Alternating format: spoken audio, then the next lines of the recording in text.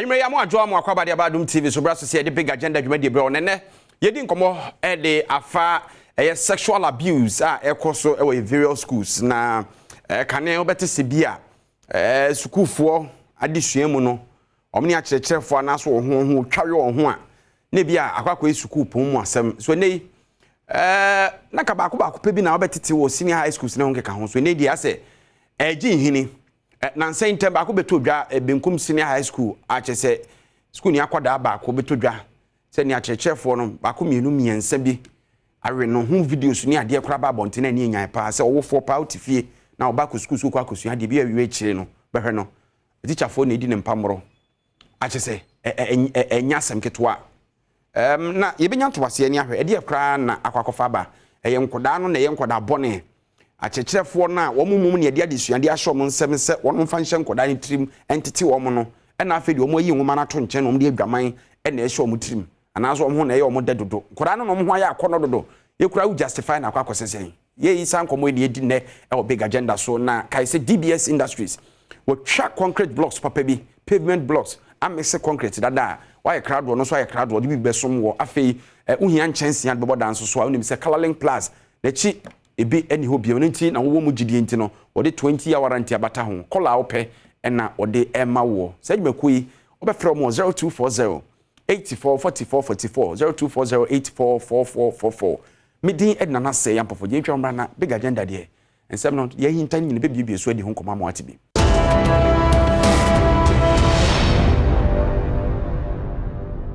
All right, yamu akwaba bi modi aba big agenda so bra so say yedi enkomo na ne ye sexual abuse ekoso various campuses na enkoda ye dom kosukusu mo nkosua de be wi akire senye kirikire ni na ewe no a obehwe na akoda na wo twom ho ewe wo ho na videos ni ade ba bonte very disturbing as a moral fabric no say de atete akwa kodrum pempenso a eyada ne ntwitwaso kora kwa be na be fa so be apodi eye moral discipline wo ye schools no na etimi a transform yakọ eye animu sanse ye nya basics ne writer obi abeka kire wo se dachi bia no o se de twere yesi wawre home sanse enkoda no any future no na wo mo nso na sabio ye bo mo atodwen yera bright apia eye executive director ma child rights international Uncle Bright enwere me wadwo makwa baba Adom TV so ya me joso ho ye de ya nyame adom na mo so nyame adom yeso ye ho ye pa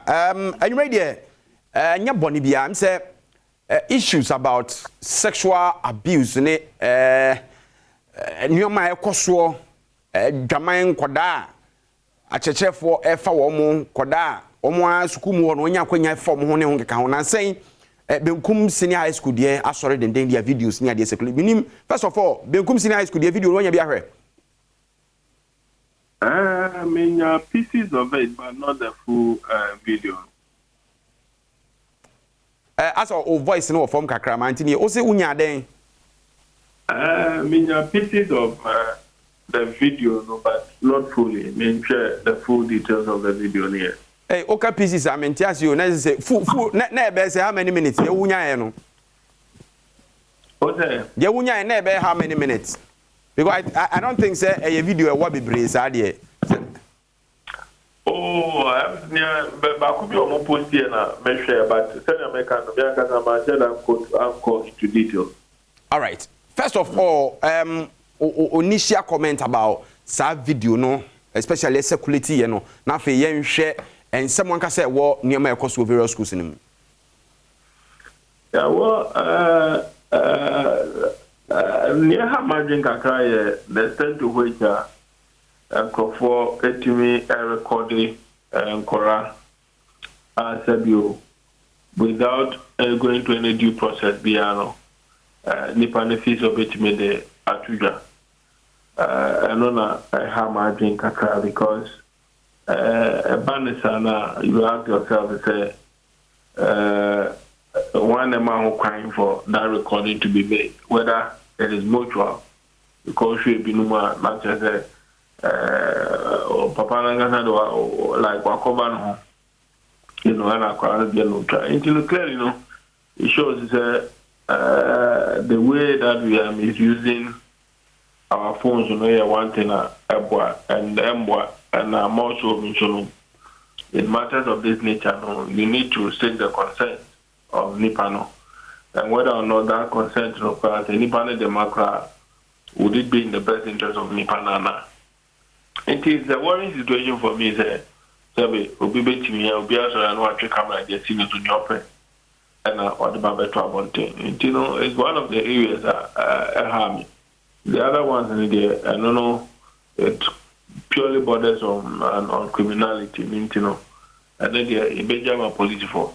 All right, you Benjamin police for by yen say omo yaka say omo ye implementators and say omo ye nipa magentity say omo be impact knowledge e dia maye nkola na ebekwa ko wiase no na omo ne nkola no etwempana no eno ho asem ye kan say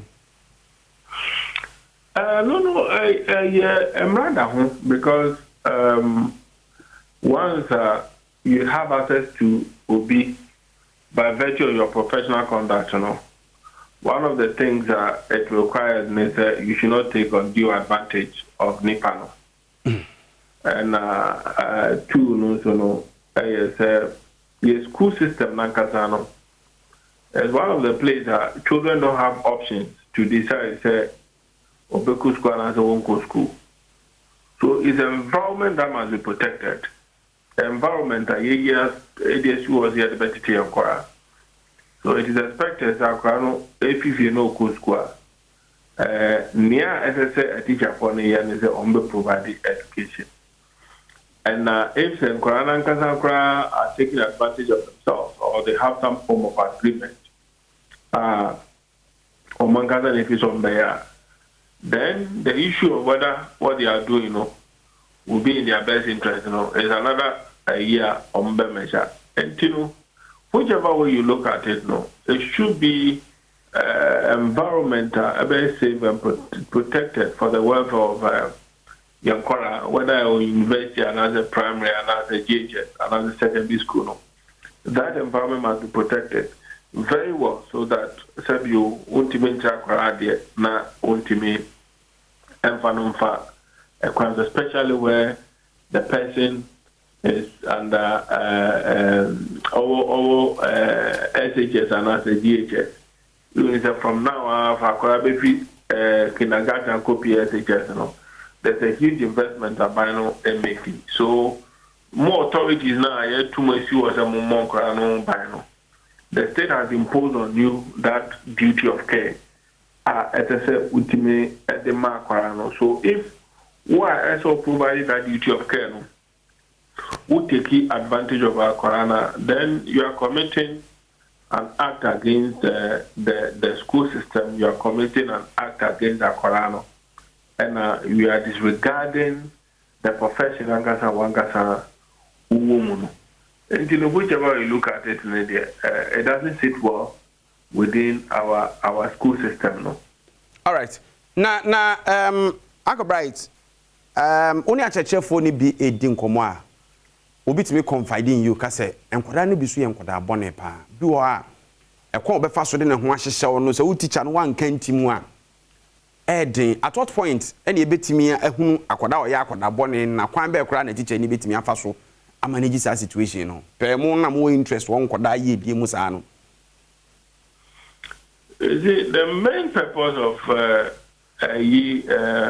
the how who teacher need you the extent and answer how you conduct yourself, no. It doesn't really matter when it comes to the conduct of our towards you. Because all radio station and TV station and it is expected that all the ethical rules are governing a human. But if you are guest now or no beba show may not know all the ethical rules. So in that instance, the state has imposed on you as a person, you have that standard as what we use it to provide care for Korano. Until let's even bring that into the school system. Say the emphasis who is teaching your child here. So the expectation is that you, the teacher, know better than they were and Korano be approach you. All right, I go right. So mami ho mesa about so bacho. Na memfa Professor Benjamin entre e wa homa no so na o join here via Zoom. Prof, me mo adwo anwumre e mo akwa ba so join here conversation no.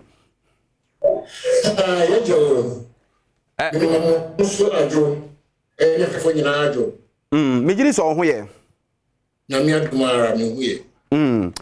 Eba entity si enchira de ne chechire ni students ntamo encounter de a yenim se wo musuahunu bebre na enei Ghana for do na edi yawo yenim se cases ababat benkum senior high school de ba ye beto so no amanfo adwem se asane ma ya agensem se ne achechefo atiegu school nkoda so no mo sebe efa wom sa no what's your pehu bibi kan prof from what you said with your experience any me fancy usuahunu ewo education mo no then ye be ye to arrest this situation. Me wo go say a church for no bebre aye memma titu no omo enhye won ho so ena awufo nso eja won ma entu won fo omo ko school eso ye tu won fo no mo hu se mofra no esisa eso mo hu se mofra no fa nanfo emwa wona eso mo ka bi na eja nyoma nyina ma teacher for enti a church for no with no much experience, they are just taking advantage of these young girls who think they are also old. And only as someone. It is omunka, omudi show and I say they feel say anya the papa be in the long run in summer back. Prof, who say ekoye cheche ni ba kubi na wakwakoye abeka se o emfumso na ba. Now, in the case of the Senior High School, utie reporter udi asem nechi a na say akoda ba kono acheche for be miensa na say bi o mare no no de as a deliberate say ye ade we because say you was secondary school na ebi mu ka say oh minsaka na obi su akoji so obi ma hu kwan oba bi ma ne hu kwan e ma teacher ni fa no a teacher no oni na dan for teacher nso be kan ho asem. Yes. That is what on what the dance actually say emuye. Yes, sir. Yes. Oh, yes. Get no, you're good. No, be a echo. Inti, it say, ye mano. Ye too one fool. No, Monsu show on so because and yet, as I say, Omutume report to my one, I will for any a heads of the school, no. Any house mistresses. Prof, the all can reporter say me report and all report whereas against akoda ne wish se bia na ninye ho ekopko ba se akoda no kwan bi so no o show interest so eno na no hwan na be report. According to your law no akoda in secondary school up to 16 18 they are not eligible to say they are giving their consent for sexual intercourse. The law doesn't allow it. Teachers know. GES doesn't allow it. It is all your teaching or church me no school na abofra adi no hu show kran po. Wo necessary show hu so. Wo necessary wo bonu kokko. Say yanyasa wo ya abofra. Eti akora no koso ya o church ni no option be no wo se bia this time I be a teacher ni na tata akora no mum na tata teacher ni no. Wa ma no won ne ba ko bi no nti a e ba sa option be biem na church ni no wo. Oh, house mistress wo head teacher wo as I say automation who so no on report no because my friend be wo but na say wo dachi on ba say wo dwuma na so de no hihye wo krampo a o tata wo krampo a wo na say wo so ye panin no wo hye wo so so won to me report no leave her shun her but you know they took advantage of say ye tata wo. We say part of the world the kwakwa BBC teacher ni ono teacher ni pani na okoka che master say akola bi tata me akola na pese ofa me be ya ni kakra o yes you best say kakra na so wani mo guase all right enu enu guase kese na aba all right mami sanko yera bright apia o uncle bright o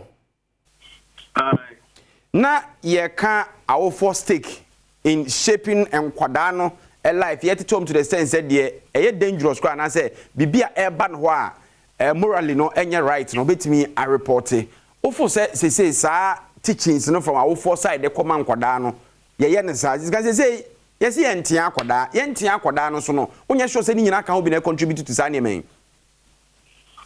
Oh, me sure say yembre bia wo memo akasema me ntia nkora.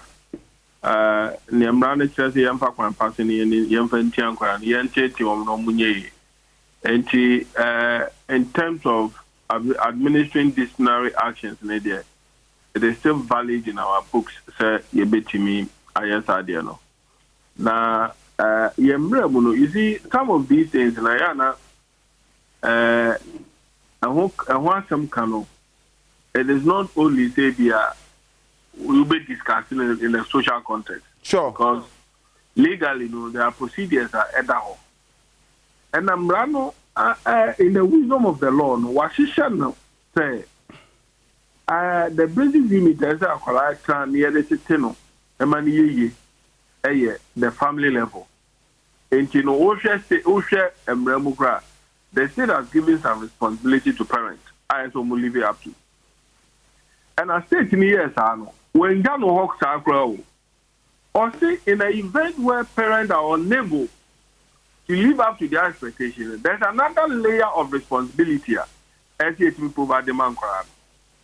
So in this case, young partners are crying and I said, Nema men in papa and the next level of layer as to provide care and protection for Akrano, in this case, will be the school system. And it is in the law. It is a school system who take advantage of Akrana. You have breached what we call the standard of care now, or minor the answer was that. Because Sakurano, Tanganya edition of a mission are we teaching here. Anka, 30 who could just Akrano way. Because Ocha dear, because you are interacting with them, Kora, because they're Ocho my dear, you have a privilege. Over to me there, dear Tian Korana. Korano cannot respond. And as Omutimin can say no, because the Korani be over. If you are Yachi to Moifi Ebano, they are unable to say no to certain things. And if you don't want to tell their mom, you call my sentinel, idea your mokra, they don't know who to confide in. And I won't conform Korani because I teach you or no, or no, the other back can be your friend, mamma, and papa, abona money. There's all kinds of people in the school system. And a teacher, what try there. That duty now, the amount of so to me, Bonkran mobile. And let's even assume that Crown on one young to a fan over school now. Or yeah, no, so. Or no,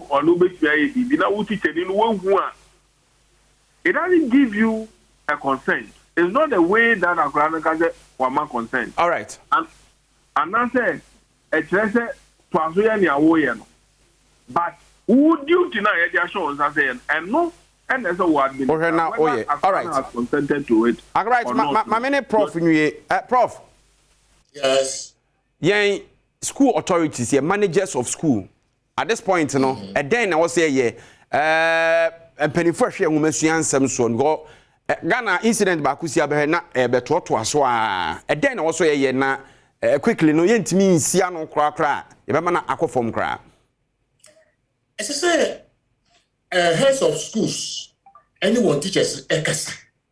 No, I want 2 on 4. Now, I'm on Kai, I was saying, the Ambrano Eka, Efa, Titia, I said, Omodima, Mofra. It doesn't give them the right to molest or abuse or misuse children. The children are there to learn. Say, you see, geography is all children, or whatever subject matter. Sexual intercourse, and as I say, they should be reminded of what their responsibilities are, and they should keep to it. And yes, Nyoma Bese. It did say just a tip of the iceberg. All right.